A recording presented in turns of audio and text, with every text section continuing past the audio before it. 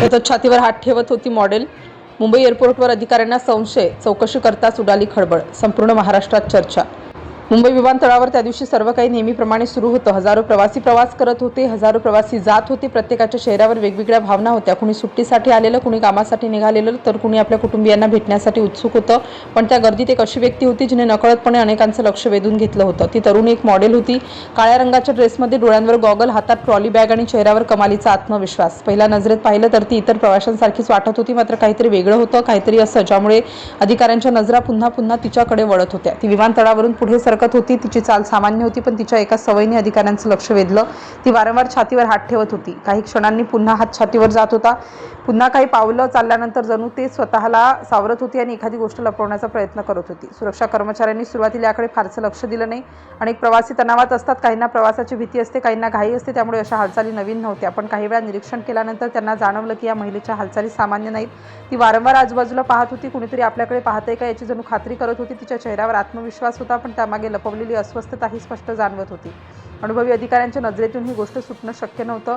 विमानतळावरील सुरक्षा यंत्रणा अत्यंत सतर्क असते. अनेक वेळा गुन्हेगार कोणतीही चूक न करता प्रवास करण्याचा प्रयत्न करतात, पण त्यांच्या वागण्यातून, शरीर भाषेतून किंवा छोट्या छोट्या हालचालींमधून संशय निर्माण होतो. याच कारणामुळे त्या मॉडेलवर अधिकाऱ्यांची नजर खिळली होती. काही अधिकाऱ्यांनी तिच्या प्रवासाची माहिती तपासण्यास सुरुवात केली. ती कुठून आली होती, किती वेळ तिथे होती, तिच्यासोबत किती सामान होतं, तिच्या प्रवासाचा इतिहास काय होता, अशा अनेक गोष्टींची पडताळणी सुरू झाली. माहिती समोर येऊ लागली तसं अधिकाऱ्यांचं लक्ष आणखी वाढलं. कारण तिचा प्रवास अगदी साधा वाटत असला तरी काही गोष्टींमध्ये विसंगती दिसत होती. त्या विसंगती फार मोठ्या नव्हत्या, पण अनुभवी अधिकाऱ्यांसाठी त्या पुरेशा होत्या.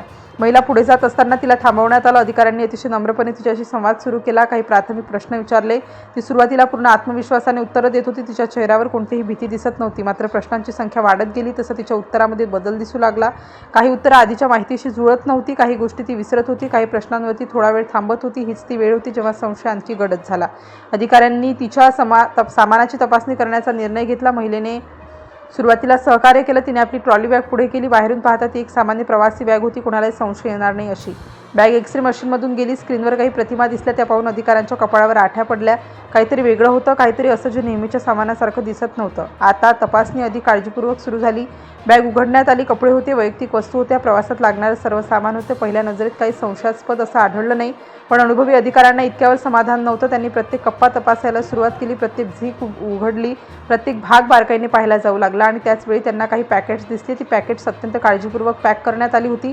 बाहेरून पाहिलं तर त्यांचा खरा उद्देश समजणं जवळजवळ अशक्य होतं. सामान्य व्यक्तीला ती साधी पॅकेट्स वाटली असती.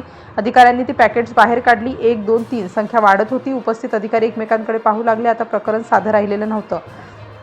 महिलेच्या चेहऱ्यावरील भावही बदलू लागले. आतापर्यंत आत्मविश्वासाने उत्तर देणारी ती महिला आता स्पष्टपणे अस्वस्थ दिसत होती. तिच्या कपाळावर घाम दिसू लागला. पॅकेट्सची तपासणी सुरू झाली. त्यातील पदार्थांचा नमुना घेण्यात आला. तज्ज्ञांकडून प्राथमिक चाचणी करण्यात आली. सर्वांची नजर आता त्या निकालाकडे लागली. निकाल समोर आला आणि काही क्षणासाठी वातावरणच बदललं. अधिकाऱ्यांना जे संशय होतं ते आता जवळपास खरं ठरत होतं. तपास अधिक खोलवर सुरू झाला. पॅकेट्सचं वजन करण्यात आलं. त्यातील पदार्थांचं स्वरूप तपासण्यात आलं. प्रत्येक गोष्ट काळजीपूर्वक नोंदवली जाऊ लागली.